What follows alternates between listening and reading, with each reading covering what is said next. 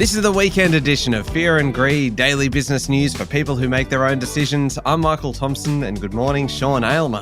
Good morning, Michael.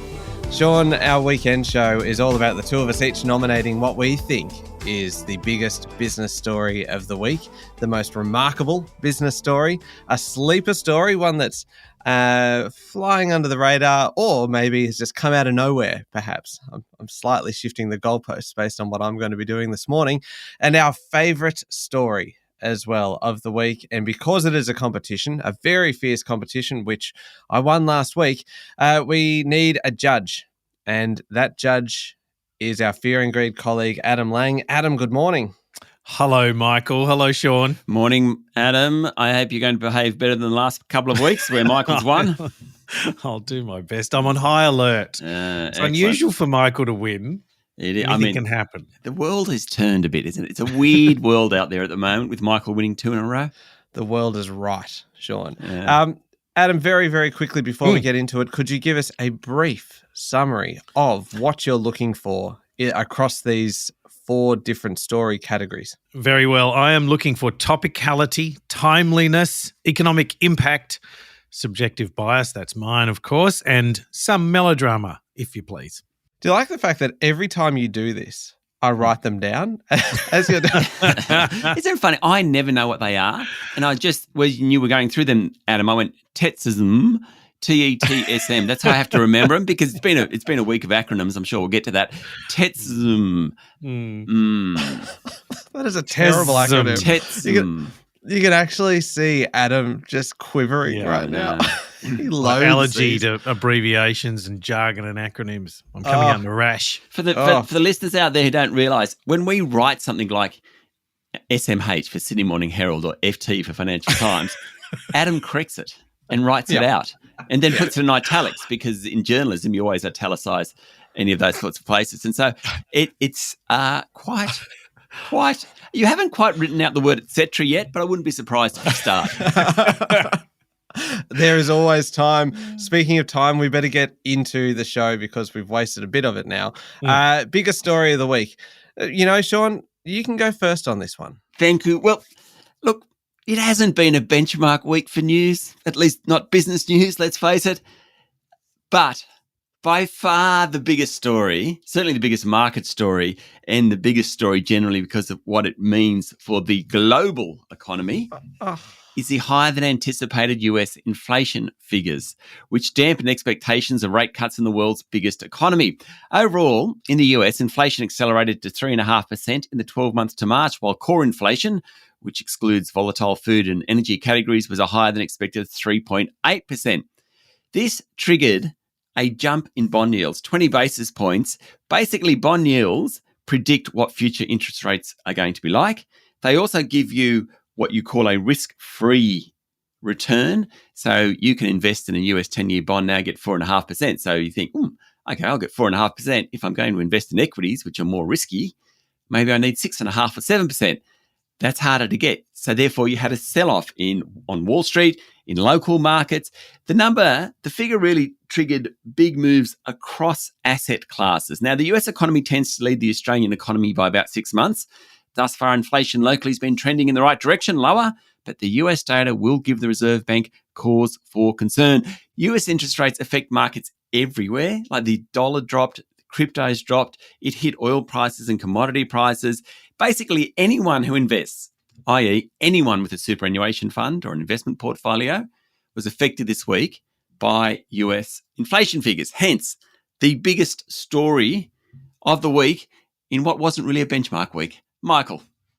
Oh, okay. Adam, just take note of what's just happened here.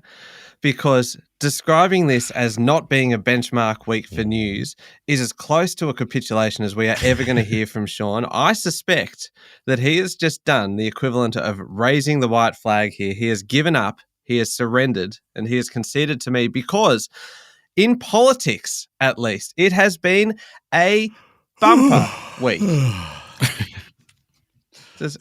Sorry, go on.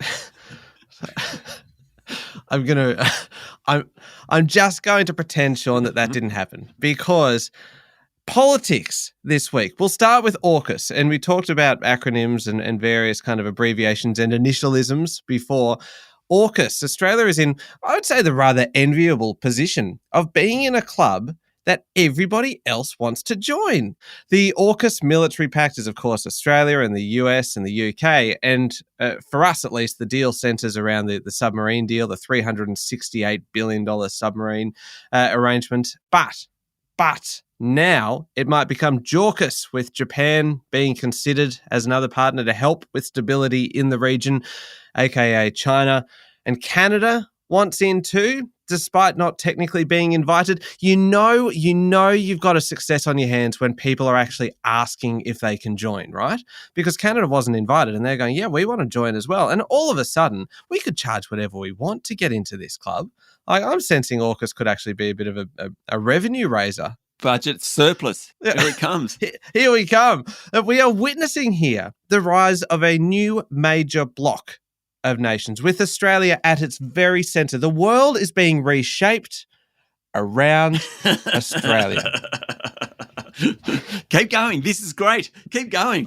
I'm changing T-shirts. Make Australia great again. Let's go. But wait. The bumper week in politics was only just getting started. Ooh. Midweek, the government announced an overhaul. So this is significant to the rules around mergers, giving more powers to the ACCC to help it deal with potential anti-competitive mergers.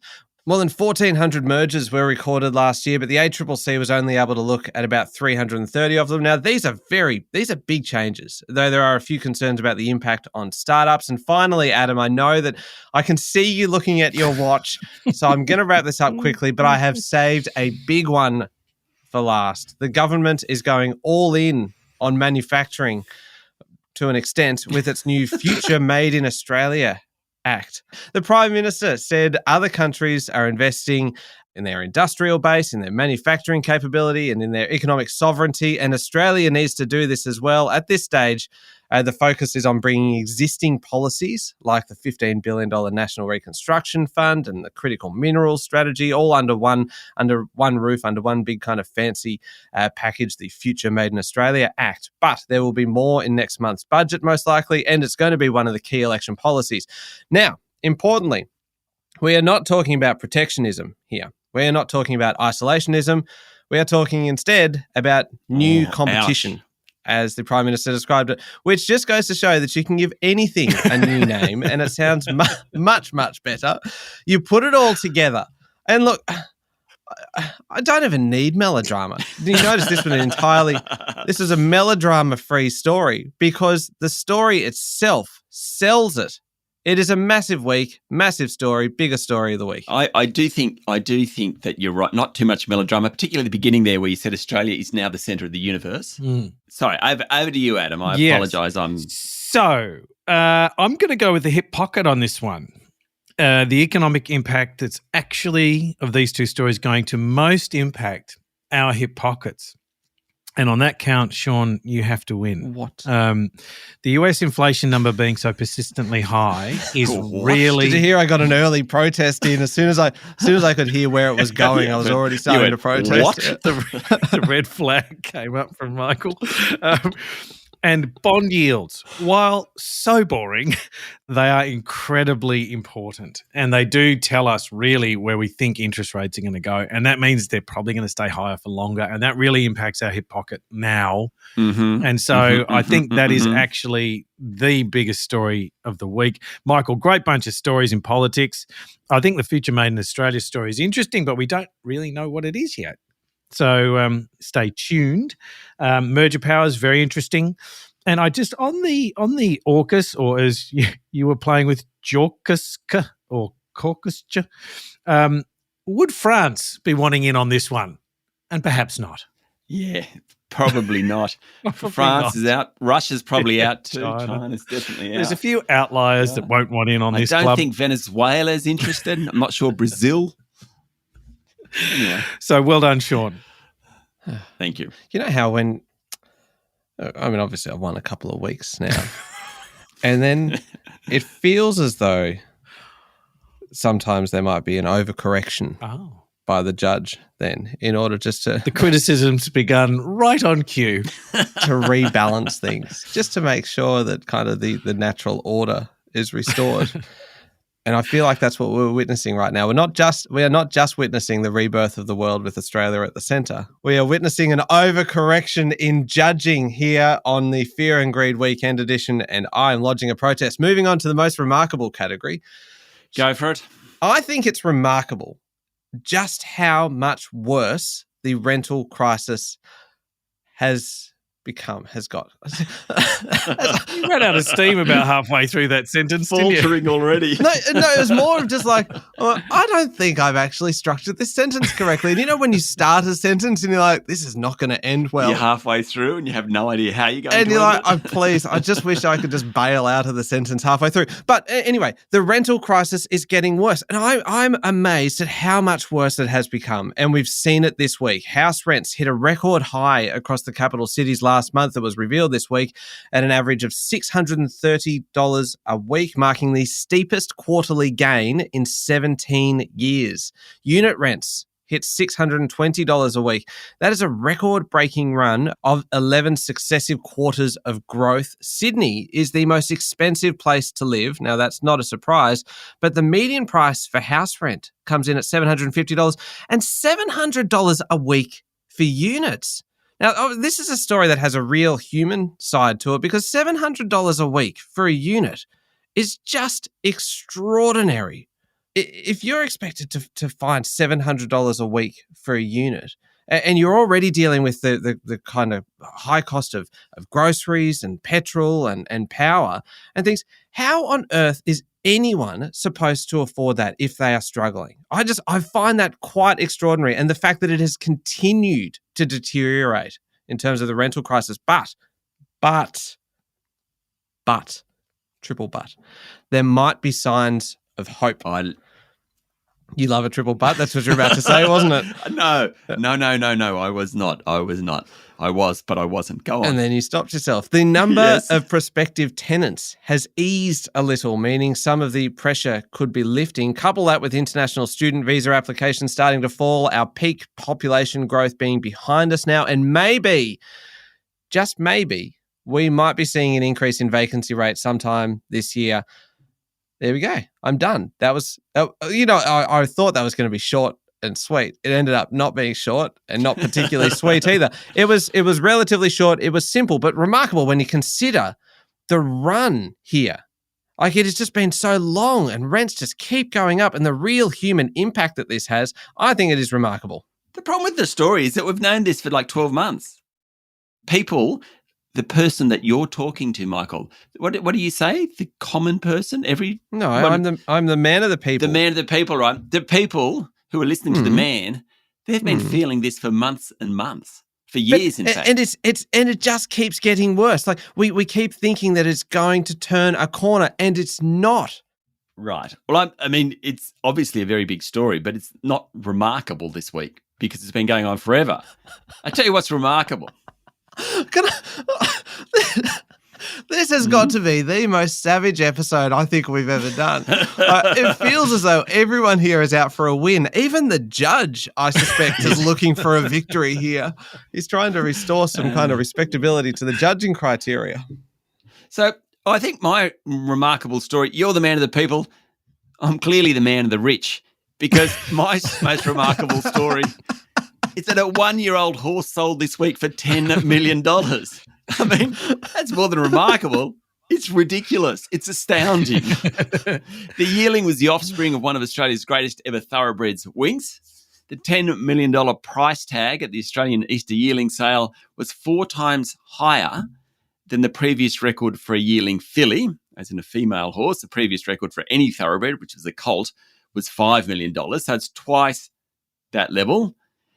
The person that bought it is Debbie Capitas. She's from Wapit Bloodstock. That's actually the Ingham's Chickens people. She's the daughter of, I don't know, Jack or Bob Ingham, one of those two. She's the daughter of, she's actually owns part of Winx anyway, and she's gone and bought this thoroughbred.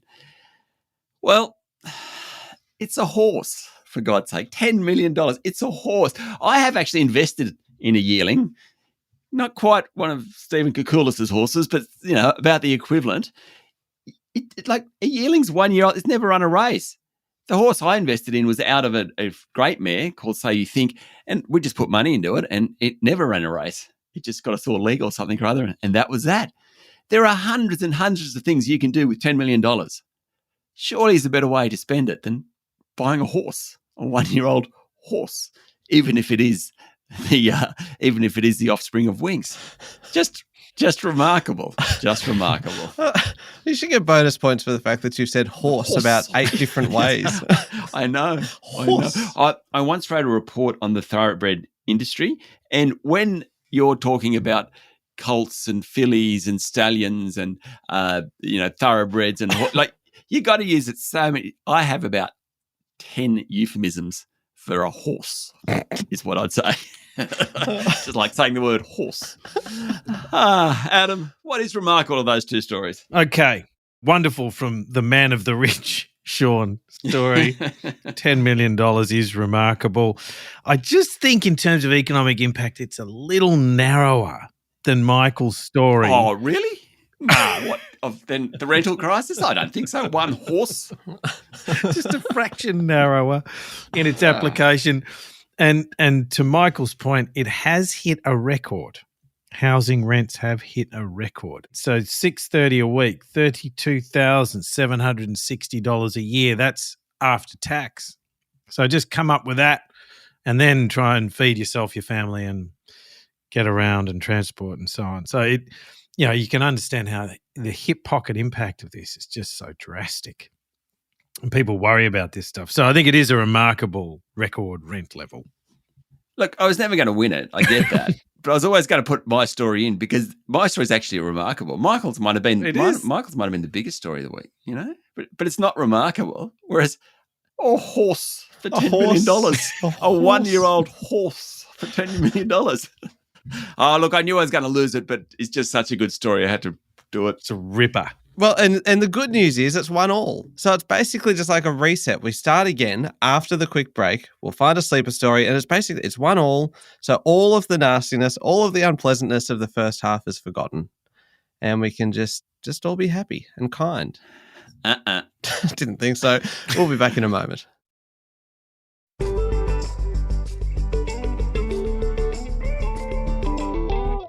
All right, Sean, we're looking for a sleeper story, one that's flying under the radar a little bit or maybe not getting the attention that we feel it deserves. Do you have one? Of course you have one, but is it any good? Well, everything's relative. And given that last category, I know we're going to put it behind us, but we're not.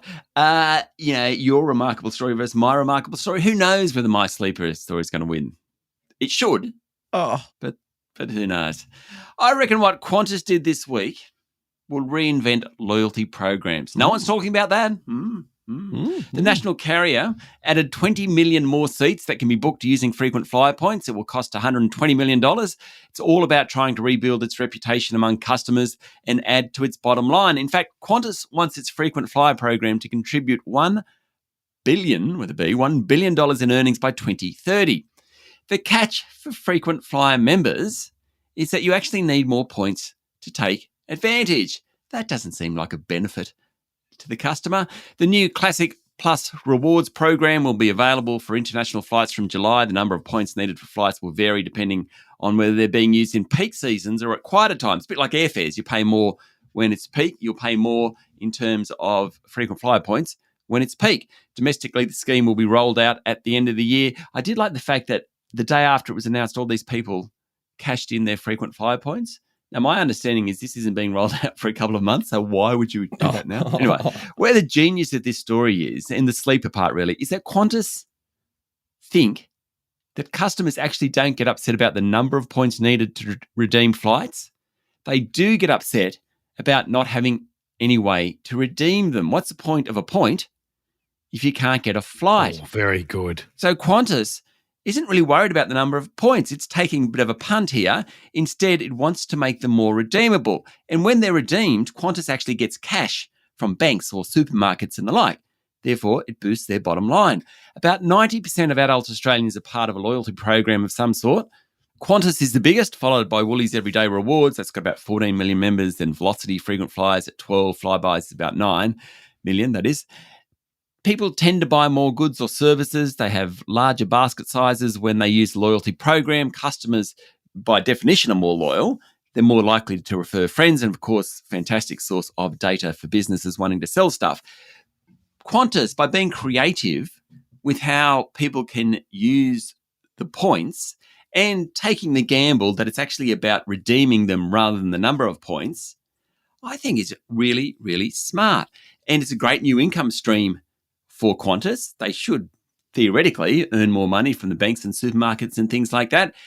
I reckon it will be market leading and other companies will follow. That's why I think it's a sleeper story, and it's a great story as well. Michael, thanks for not interrupting. Oh, Were you awake? Of course, but I mean, I did like the fact that Adam actually complimented you midway through. Unintended, but that came out loud, didn't it? It just came out, yeah. Just blurted it out.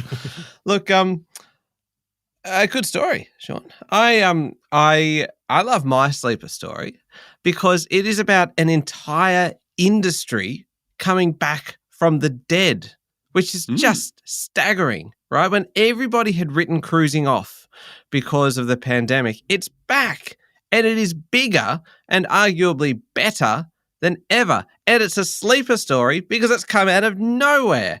Unless, of course, you're one of the 715,000 guests who travelled this summer on Carnival Australia and probably the hundreds of thousands of others who have travelled on other cruises, because overall, the 2023-2024 season looks like being the best ever for the cruise industry. The three biggest operators all expect it to be a record breaker. And it's younger people like me, not the older ones like you guys, who are doing it. Good whack. Protest. Who would have thought? The rebound has partly been pushed along by cost of living pressures that make kind of cruising look more affordable, like a good value holiday option where you get everything kind of included. You've had about 70 cruise ships operating in local waters over the last 6 months. That's an increase from 60 in the season preceding the pandemic. So that, I don't need to be a mathematician to tell you that that's an increase. That is growth. And Sean, as you pointed out this week, cruising has changed. It now caters to everyone. You've got from the kind of the child-friendly Disney Cruise Line to the adults-only Virgin Voyages. Now, I don't know about the two of you, but when I hear adults-only cruise, oh, Michael. That sounds... Michael. You are too much in the midst of the child-friendly Disney-style lifestyle. So as soon as you see anything that says adults only, you're like... It feels to me like you'd be walking up the gangplank, there's a bowl at the top, and you chuck your keys in.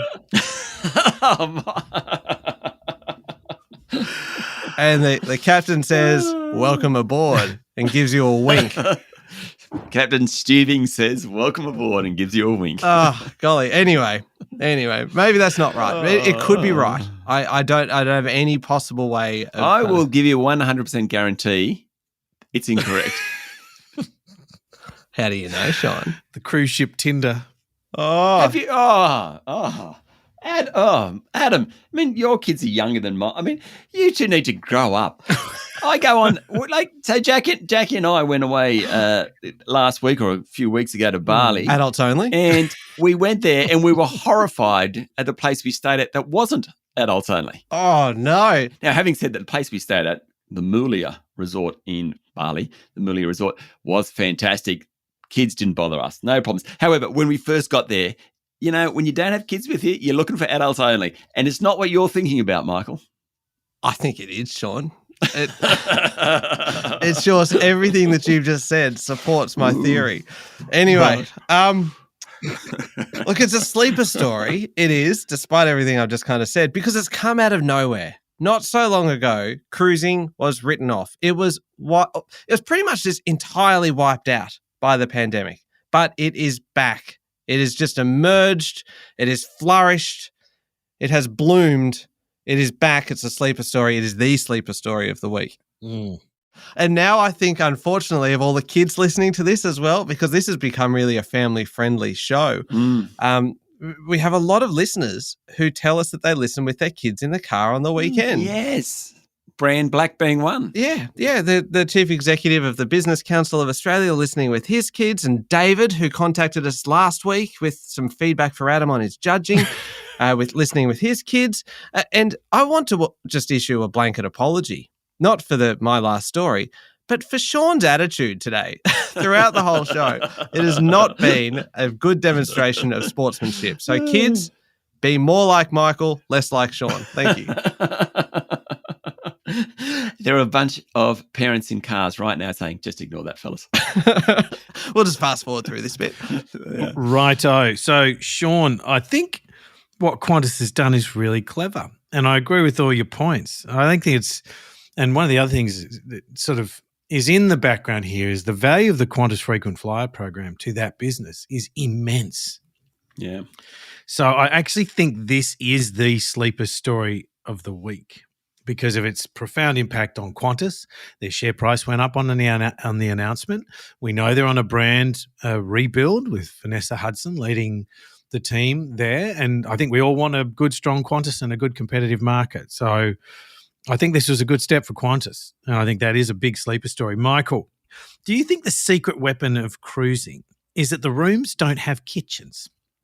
Now, the reason I ask that is one of the reasons you go in is, I would imagine, I've never done a cruise, but if they don't have kitchens, you don't have to cook and you don't have to clean.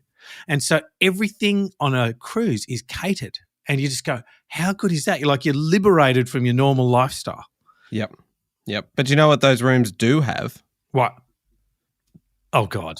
Yes. Go on. Beds. Oh, Michael. Sean wins. When you were talking, Adam, you're saying they don't have kitchens. And I'm thinking to myself, well, Jackie and I go to places with kitchens all the time. We never use them. See, that's the beauty of it.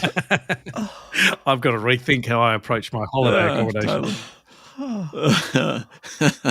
Okay, so I'm going to take over here. Michael's lost it. His 30-something-year-old mind has really sunk to about 16. So we're going to move on to the favourite story. Just the way that you giggled then. Let's move on to the favourite story of the week. I think you better go first, Sean. You want me to go first, righto? I will. I just need a moment. This story is full of personal bias. I love the Olympics. Everyone loves the Olympics. This week we found out that track and field is set to become the first Olympic sport to introduce prize money, with the World Athletics saying it will pay $50,000 to gold medalists in Paris. Now, these athletes train just as hard as plenty of other sports people, but maybe they give more joy. So I'm just trying to think. I can't remember. Mitchell Starc is an Australian cricket bowler. Yeah. His brother is Australia's number one high jumper, or he was. I don't remember Mitchell Starc's brother's name, which I'm a bit ashamed of. He would work just as hard as Mitchell. Mitchell gets some sort of high-paid gig with Cricket Australia. Brandon. I can hear someone Googling. Brandon, I tell you what, that last Olympics when he was jumping, that was one of the greatest things I've ever seen. Of course he deserves money if he wins, or, in fact, in the 1928 Los Angeles Olympics, the bronze and silver are going to get money too. Why shouldn't they get paid? It is a break with the amateur pass to the Olympics, but it's going in some of the game's most watched events. I mean, the 100-metre dash is the number one Olympics event, full stop. $2.4 million is being set aside to pay the gold medalists. There are 48 men's, women's and mixed events on the track. The relay teams, they have to split the $50,000. I think it is fantastic that we're recognising some of the truly great athletes of our time by paying them at the Olympics. I just love the Olympics too. Which brings me on to another thing. I do believe this week that Michael and his son, Oh no, Henry, took part in the local school Olympics. It was a Thursday afternoon, and Michael was built up. He'd been going to gym, etc. Henry, obviously, very excited. How else? Henry's 7? He's 7. Right? Yep, that's right. 7. So this feels like it was father, son, Henry, Michael. The big day arrives.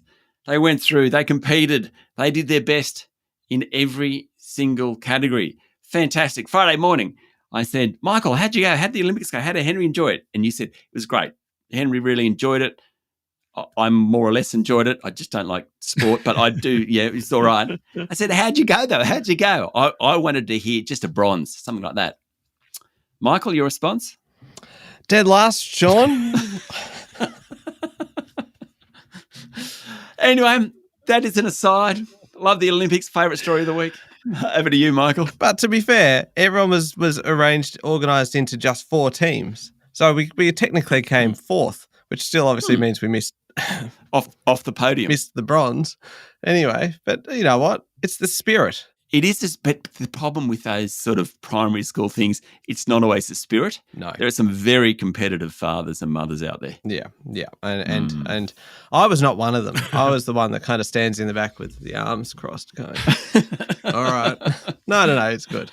But you know those moments when they're like, all right, now everyone needs to come up with their team song and there is no one that does not react the same way. Everyone reacts identically. There's just this, it is a universal thing, I suspect.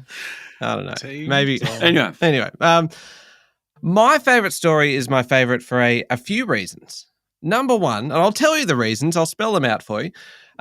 Number one, because it's got something for everyone. Number two, it's not elitist. You don't need to be an elite athlete to benefit from this one.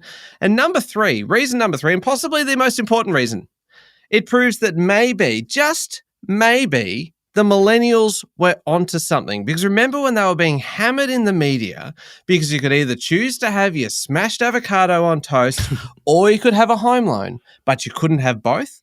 Well, it appears that millennials made the right choice in picking the avocado because the Times of London has put together a whole bunch of studies finding 9 very normal foods that you should be eating every day to stay healthy.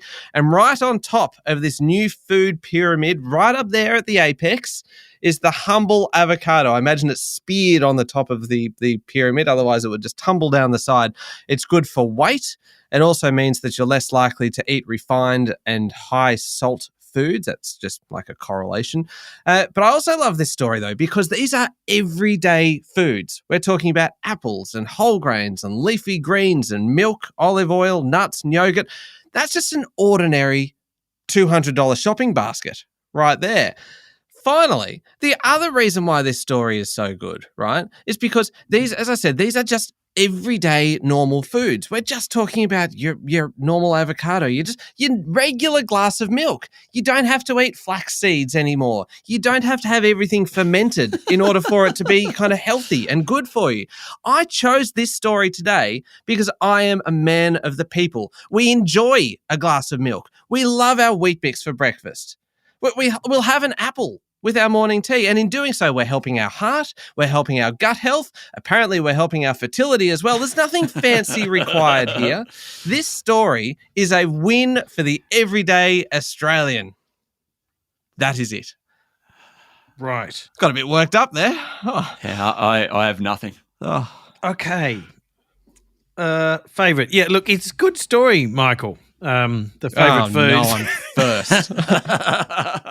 And I so wanted, the score is 2-1 to Sean, and I so wanted the field to level here, but then do it. You have it in your power. But I just can't do it.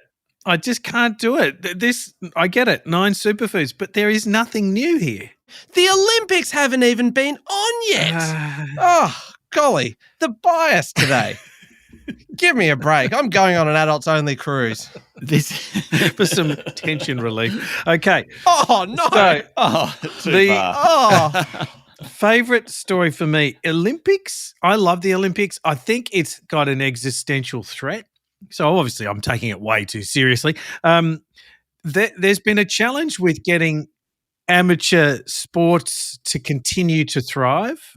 And I think the Olympics, are probably losing many athletes to professional paths earlier than they want, than keeps the Olympics as a vehicle healthy. So they're looking to incentivize people to make money through amateur sports, which I think is a very good thing. So I actually think it has to win for my favorite story because I think it helps to preserve the business model of the Olympics, which is a massive event. So, Sean, congratulations, you win. How can you make such a sort of fun story so boring? Like, it's come down to it's helped the business model of the Olympics. Economic impact, sake, really? one of my criteria. Go Brandon Yeah, Stark. go Brandon He's our Stark. man. Look, it's 3-1. Do we even need to know the scores overall? So, look, incredibly close. How can it be incredibly close on that last story? No, not on the last story, but in total across the 4. Michael, 89 points. And Sean, 90 points. What were the points in the favourite story? Favourite story, Sean, you with the Olympics, because I think I had to work to help the story a bit. 21 out of 25. Oh, here we go.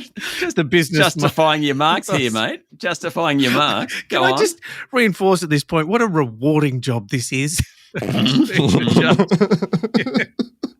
And then Michael got 20 points because I couldn't. Sorry, I got 21 and he got 20 points on that story. Yeah. Because I failed, Yeah. but I failed on my own, Sean.